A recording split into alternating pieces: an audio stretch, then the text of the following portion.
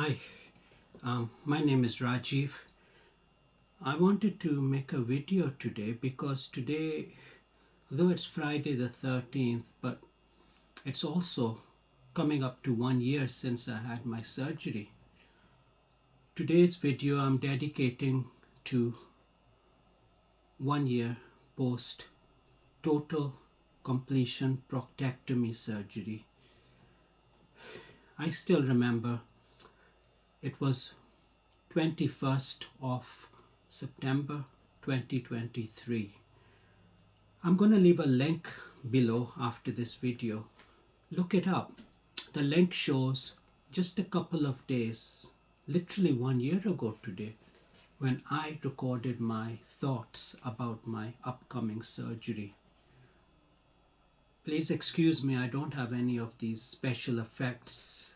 I don't know how to edit or anything. This is just real life time. So this is a live video I'm doing.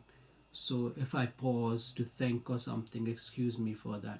It's not one of those edited and polished videos. It's very, very down to earth and amateur.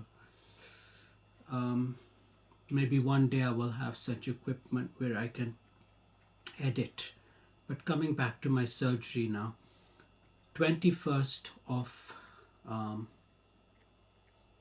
September, I'm looking at the calendar in front of me. So that would have been on Thursday. Yeah, it was Thursday, the 21st of September, 2023. I left home. My neighbor took me, my next door neighbor was kind enough to take me to the hospital. I'm not supposed to give names, so he took me to the city where he dropped me there at the hospital. It was very early in the morning.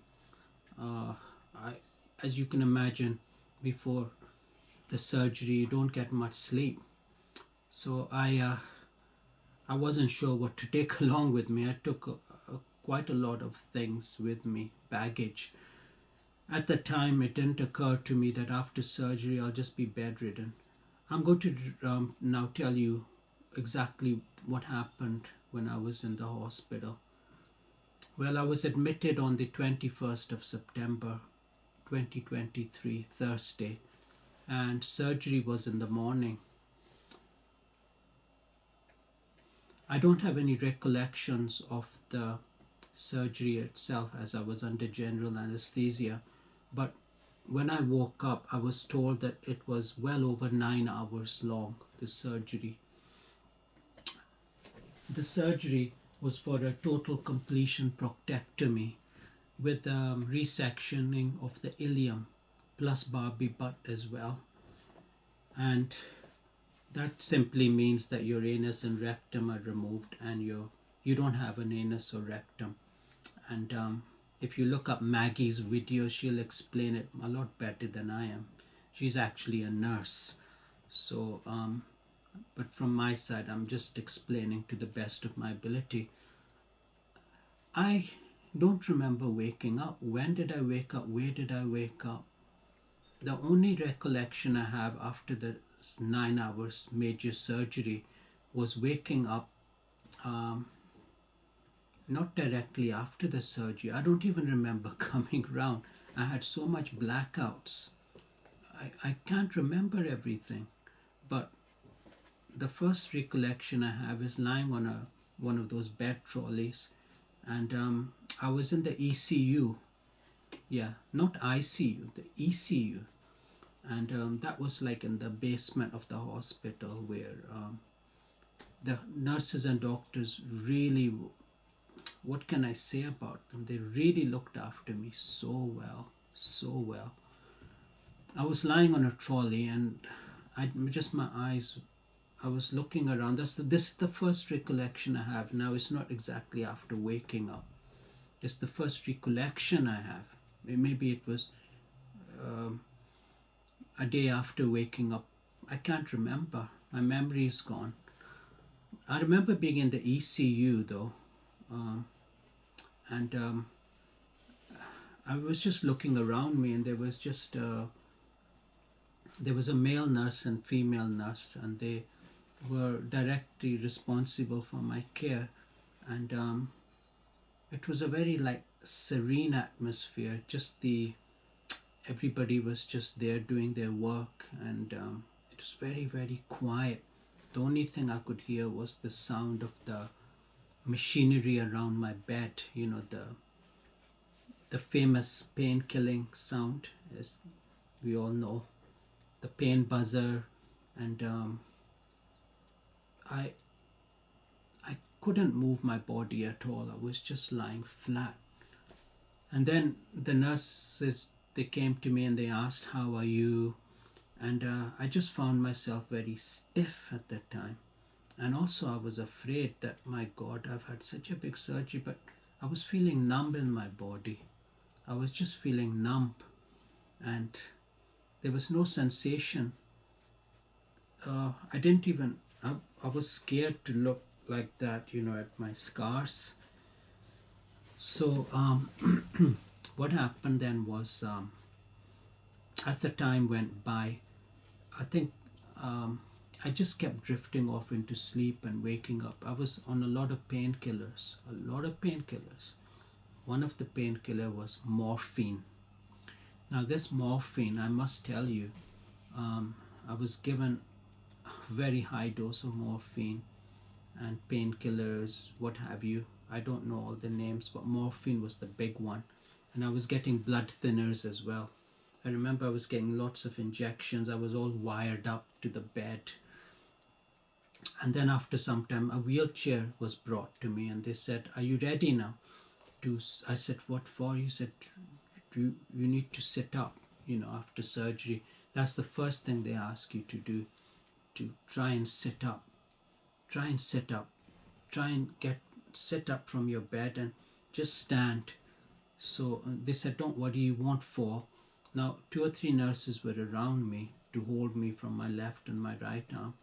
And slowly but surely, I, I was very, very hesitant to move, because I was saying that I won't tear anything, will I? Because my scars were so fresh. So, I mean, I just literally had the rest of my entire colon removed, plus some of my small intestine removed. So, you know, from the back and the front. And I had a drain in me as well. Yeah, I had a drain inside me. So, eventually, when I gathered the courage to stand up and then sit on the wheelchair, that was my first photograph in the hospital, on the wheelchair with my thumbs up like that. So I was so happy. Then I was typing the text message back home that, "Hey, I walked 5 steps today." I was so happy. The other day, then the next day came, I walked 7 steps. Oh, I walked down the corridor, and nobody was rushing me at all. The nurses and doctor were saying, the doctors came in the morning. They used to come between, when was it, 9 o'clock to 9 o'clock. They took their rounds from 9 to 10. So eventually, I was taken out after a few days from ECU. I took a bit longer to recover, come out of my pain. And when I think I was there for a couple of days, I couldn't get ready or wash or nothing. Everything was done for me. I was like a vegetable just lying there, and I just kept going into deep, deep lapses of sleeps. There were a lot of dark patches which I can't remember. But one thing I do remember is that whenever I closed my eyes, I was getting these horrible nightmares. Horrible, scary nightmares. I could not basically focus on anything concrete in my mind. I was trying to focus that I was trying to visualize myself walking and just holding hands with somebody and walking. But the person whose hand I was holding just dissolved, became bones and liquid. I know it sounds zany now, but this is what morphine does to you. It gives you nightmares. I was so scared that I was in tears. I was crying. And I told the doctor that, "Please take me off the morphine." He said, "We can give you something else other than morphine, which doesn't give you the nightmares." And it's equally effective. I said, please give it to me. And I was on that then. Then the nightmares eventually stopped. Now, when I was taken out from the ECU and shifted to my own single cell room, it's one of the side rooms, I was so pleased. I said, all my luggage was there, everything. I remember I brought too much luggage with me. I wish somebody had told me at that time that how you going to change into different sets of clothes every day. You can barely walk. So all my stuff was just lying there from day one till discharge day. And I had this drain up on my left side of my bum. It was a Yates drain. Yeah, it was about that long. And right up until the last day. And at that time I pleaded that, please, can you give me something some spray to make it numb when you take it out, because the doctors told me you will feel a strong tug when it comes out, and it is very, very painful. And I said, thanks for letting me know. So anyway, I had my I'm going to talk now about how I made my recovery. So when I went up to the side room after that, then the enhanced recovery unit came, the ECU team. Sorry, my doggy is just... Jerry, what you doing? Jerry, come here. This is one of my babies here. His name is Jerry. Jem. Hello, Jem. Hello, darling. Say hello to the camera. Hello. Okay. Look. See? Yeah, this is your hugs and snugs toy. This is the pink pony I got for them. I got for Lulu as well. Let me show you. Lulu. Let me show you. Here's Lulu. Hi, Lulu. This is for you. See? My pink pony. Unicorn. Yeah? Okay. Okay, he's crying. Jem's crying. Here. So you go there. So, coming back to my hospital duration. I was there from 21st September. Excuse me, I'm just referring to the calendar. Thursday, the 21st September, I was there for 12 days. To 31st.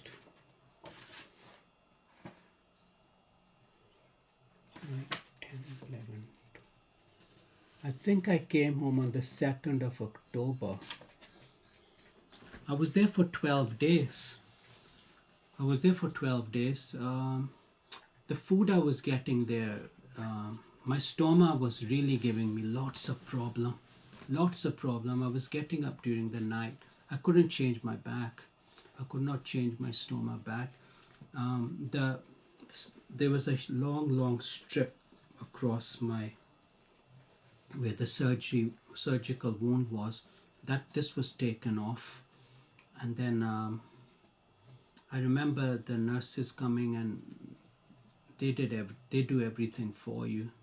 They changed, the stoma nurses came, they changed my back.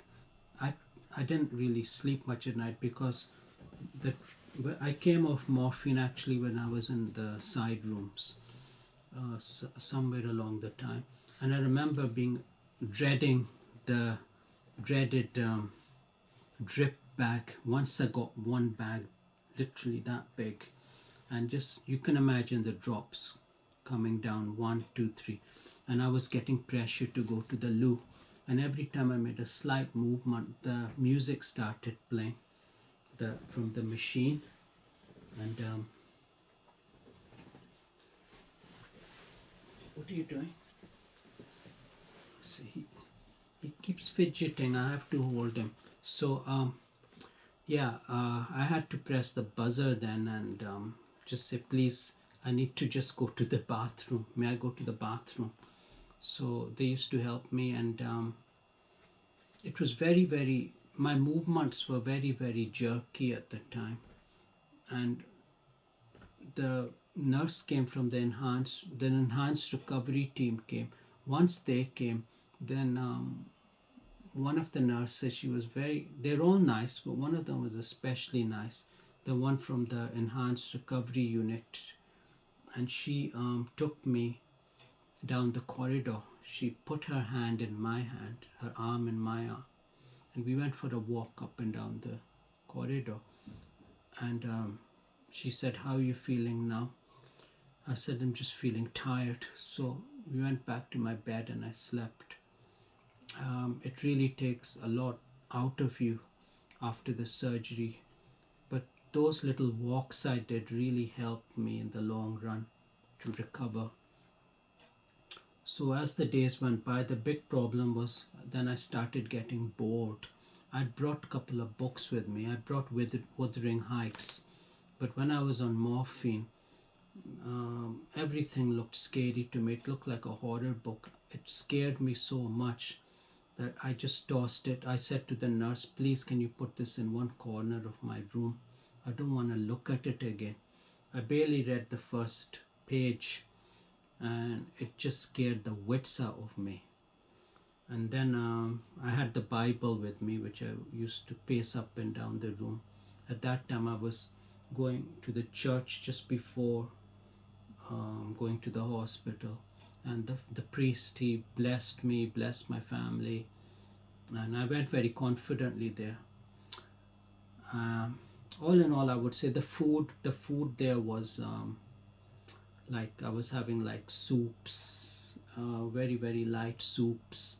Um, they kept me on liquids mostly, and it was a liquid diet in the beginning, and then afterwards it changed to more substance like mashed potato, and they would also give juices as well, like apple juice, orange juice, and trifles. The food was lovely. It was very nice. Um, then they started giving lentils. They gave Indian food. They gave all different types of Oriental food from different parts of the world. Japanese food. I think I had some kind of noodles there from Japan, and I was feeling very sad and lonely. I was missing home. I was missing my pets, and when I when the time came, the big day to come home, I remember it was very dark and rainy outside, and I was so happy. I didn't have any. By the way, I didn't have any visitors. Nobody came to visit me. I spoke to two of my close friends on the phone, but my balance was zero. I only got to talk to them when my one of the nurses kindly got me on the internet. After that, I started watching the YouTube and things, especially YouTube. I listen to lots of songs which I love. I love music, so I was listening to lots of music to help pass the time. And I was reading the book called Meant to Be by Emily. What's her name? God, I forgot her name. Something with B. Emily Blunt? No, Emily Blunt is the comedian. It was some Emily. Anyway, she's an American romantic best-selling author. So, so I had a couple of books with me, and I had the YouTube. I listened to Bob Marley, Could You Be Loved, and I listened to T-Rex. I listened to John Lennon and Yoko Ono. You know, songs that I really liked. I watched Morecambe and Wise. I watched Laurel and Hardy. I watched Charlie Chaplin, and I watched episodes of Star Trek and anything that I remembered, which I used to watch back home. So when the day itself came, it took a long time for the ambulance to come. And on the last day itself, my drain was taken out. And it took about 35 minutes for it to be taken out. A special nurse came and she said, "Talk about your books while we do it so you don't concentrate on what we're doing." So I started talking about my books. I'm a writer. One of my books was in the TV room. the poetry book, Reminiscence, a selection of assorted poems. That's me doing a bit of my own publicity. But yeah, it had been read to bits there. It was lying with Tyson Fury book, his biography, how did he become a wrestler. I was really feeling, hey, I'm a famous writer. And one of the patients, it was a husband wife, his wife said, could you please come in the room and meet my husband? He loves to hear about you. I said, I'm Silver Phoenix. I've written a couple of books. I've got one coming up now called, what's it called? Look, I'm trying to remember the title of my own book. Terrifying and blood-curdling stories for it's Halloween by Austin Macaulay. The audiobook's coming out in a couple of months. December or February, 4 to 6 months. They say they're editing it now. And Jerry, you sit down now. So the wheelchair came, the ambulance guy took me backwards like that. I remember being wheeled backwards and just saying bye to everyone. And then it was raining outside. I was feeling cold. They took all my luggage. It was 2 men. They took me in the ambulance, and I remember thinking, I'm coming home. I was getting emotional. I was saying, Jerry, Munna, I'm coming home. That's Munna there. And this is Jerry. I missed my mom's birthday there. My mom's birthday was on 21st September. So then when I came home, I saw Jerry barking at the door. And I said, where's Munna? Mom was quiet because I hadn't seen him in the video. I said, where's Munna?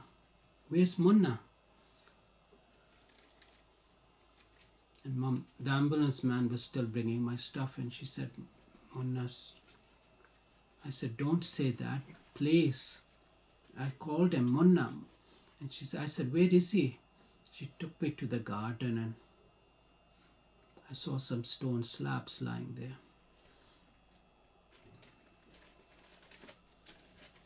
So I had to deal with the mental grief and recovering from my surgery. Things didn't end there. I said, when did it happen? She said, just 1 week after you were admitted, Munna, at about 5, just after 5 a.m. in the morning, he came out from under the chair in the living room and was just scratching the sofa bed where she was sleeping, said, something's happening, Mom. And then he fell. And they took her to the vet, PTSA, and they tried to resuscitate. Anyway, I was under shock because he's not that old. He was a youngster. And things didn't end there. It happened on the 28th of September with Munna. And then Jerry, we tried to make him happy, and I'd spoken to a breeder about 2 other chihuahuas. She was kind enough to say, I'll bring them to you. One by one, of course. First, she got one for me, then the other one. The guy who you're looking at now.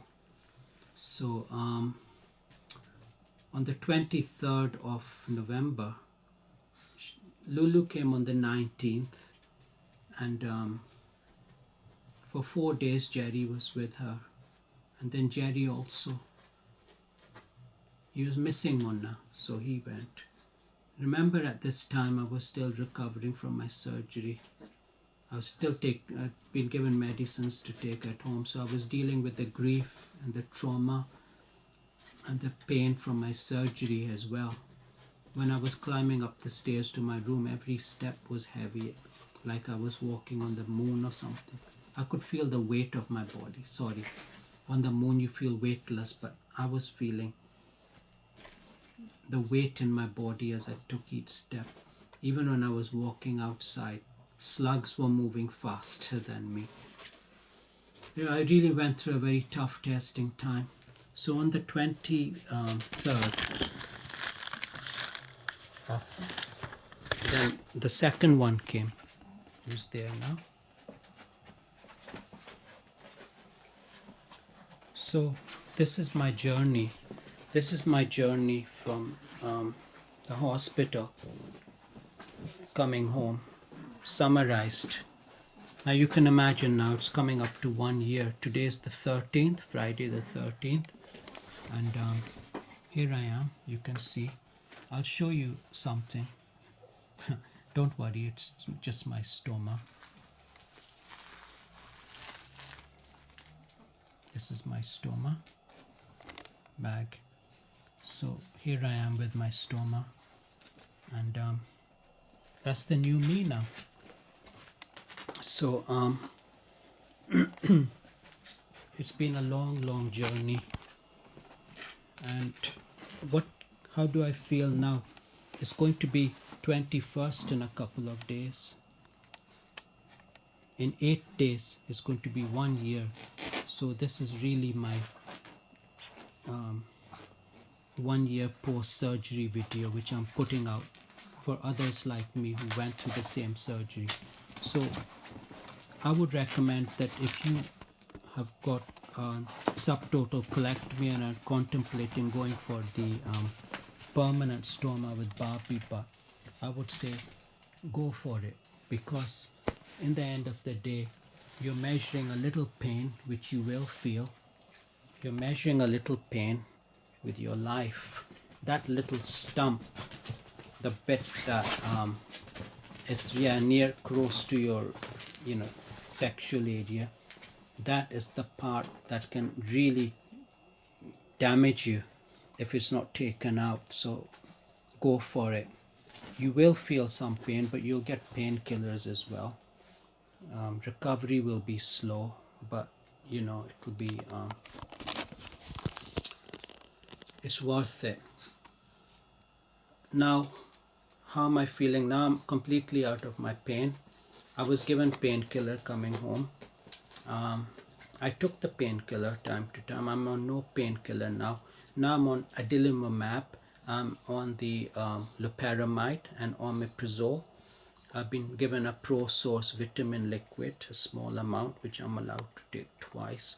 I'm seeing my dietitian now, IBD specialist dietitian nurse, and I'm seeing my IBD stoma nurse. I'm in touch with my doctor. She's really nice, very the best doctor of all. I can take her name, Dr. Ilsa Hart. She's the best doctor of all. My Barbie bottom is healed up now. Just a tiny bit of, wee bit of closing left to do. It takes a bit of time to totally close up. And I'm a lot more happier now. Family life is something I'll be seeing my urologist about, should I contemplate in relationships for the future. But this is my video. I apologize if it's a bit long, but I'll be happy looking at this now.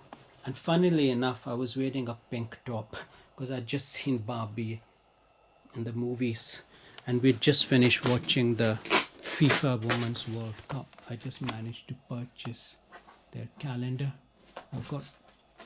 I followed all their matches. This was all in the build-up before the surgery. I went to see Barbie the movie after the FIFA Women's World Cup. No, just before it, I think. It was somewhere in July. But yeah, after that, then I got all the souvenirs. I got even the t-shirt. I got all the books there of theirs. I've become a real follower of, women's football. And my latest book, which is coming out shortly, is dedicated to all the women on Women's Day. And it's called Ode to Woman, and it will be released next year by another publisher. But I'll tell you more about that in my next video, because in this video I'm just talking about myself and my surgery. So if anybody is going to go for the total proctocolectomy surgery, I would say first talk to your doctor and let them make the decision for you. Let them intervene, because sometimes we as the patients don't know ourselves, and there's lots of doubts in our mind. Well, we're blessed with a very good medical team. I'm blessed with them, and they're looking after me even now. I've got lots of stoma supplies with me, which I can show you. This is my Japanese bed. Look, this is my reserve stock. I just categorized them yesterday. That's all the bags there. The wipes and the waste bags. These are my stoma bags. That's the wafers there, and underwear protections, and these are the other sticky things and cleansing things, the rings, the stoma rings. And I'll end the video with a little shot of my babies. I've been taking their videos all day. So this is Lulu, this is Jem. They're representing Jerry and Munna, and we are carrying the torch and marching forwards because the show must go on. So I'll end on a high note, and thank you for viewing. Please do watch this video, and I hope it inspires others like myself who are in the position I was in, that you're at a point where you have to make the big decision about the surgery. The only thing I will say is let your doctor tell you when you should get it done. Always listen to your doctors. I'm just giving my own personal video, my thoughts and feelings, how I feel. Thank you very much. And please don't forget to click on the link below and see my first video a few days before my surgery. I'll click and paste it under description once I've uploaded this video. Thank you very much. Bye.